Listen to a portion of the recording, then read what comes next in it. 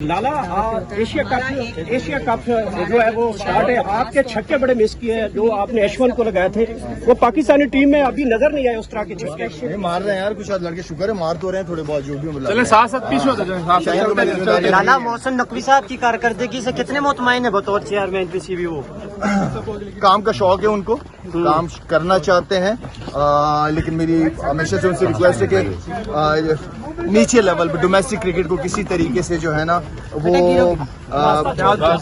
अच्छी तगड़ी क्रिकेट बनाएं ताकि अच्छे प्लेयर्स ऊपर आए। मोहसिन नकवी को ओपनर बैट्समैन होना चाहिए। इमरान खान साहब शहीन शाह की कारकर्दगी से आप मुतमईन हैं सर? बॉलिंग में और बेहतर करने की जरूरत है। निकलते जाए मौजूदा टीम में आपको शायद अफरीदी को नजर आता है? मौजूदा जो हमारी क्रिकेट की टीम है उसमें कोई आपको शायद अफरीदी नजर आता है? यार शायद अफरीदी क्या है, उससे अच्छे इंशाल्लाह निकल सकते। क्यों नहीं निकल? हमें डिवेल्प करने पड़ेंगे। ऐसी क्या वजह है? ऐसी क्या वजह है कि बॉलर जो है वो बैटिंग कर रहे हैं, बैट्समैन जो है वो सिफर पे आउट हो रहे हैं?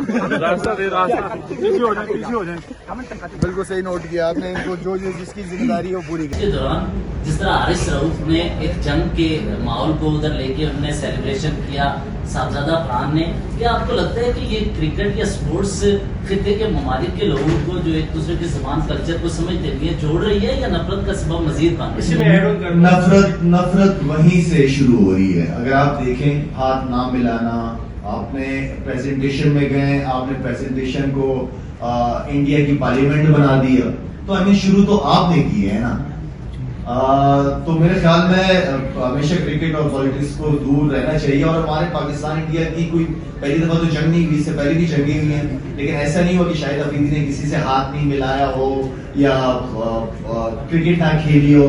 तो आई थिंक ये चलती रही है। लेकिन मैं फिर कहूंगा कि जो इस वक्त बदनामी का बायस मोदी हुकूमत रही है पूरी दुनिया में, क्योंकि इंडियन लोग हर जगह मुलाकात होती है, बहुत अच्छे लोग, बहुत पढ़े लिखे लोग भी हैं, ऐसी बात नहीं है।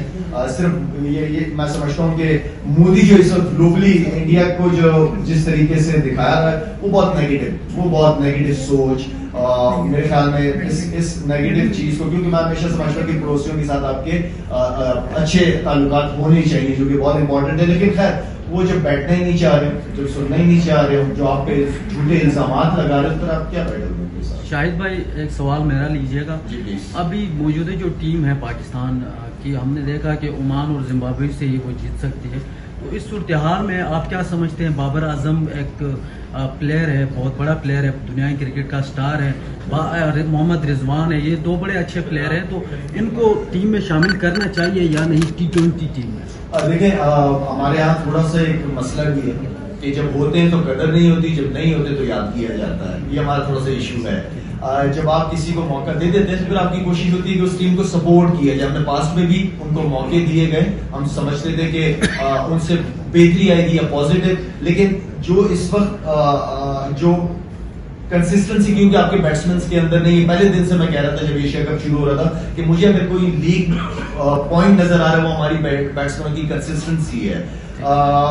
मैं समझता हूँ कि जो इस वक्त प्लेयर खेल रहे हैं, आई थिंक अगर इसी तरह खेलना तो फिर तो बाबर को भी होना चाहिए था, रिजवान को भी होना चाहिए था। नसीम शाह को मैंने बहुत मिस किया है। जिस तरह की कंडीशन थी, मेरे ख्याल में शाहीन के साथ नसीम शाह का पेयर बहुत आउटस्टैंडिंग परफॉर्म करता। नसीम शाह को मैंने ऑनेस्टली, अगर किसी को मैंने मिस किया तो नसीम शाह को मैंने बहुत मिस किया। फाइनल है वो तो लग गया, ऐसे रहा। इंशाल्लाह बाकी ऊपर वाले के क्या प्लान है मुझे नहीं पता, लेकिन फाइनल इंडिया के साथ देखिए, बड़ी टीमों के खिलाफ आपको बैटिंग, बॉलिंग, फील्डिंग तीनों चीजों में परफॉर्म करना पड़ेगा और तीनों चीजों में आपको 100% देना पड़ेगा बड़ी टीमों के खिलाफ जीतने के लिए।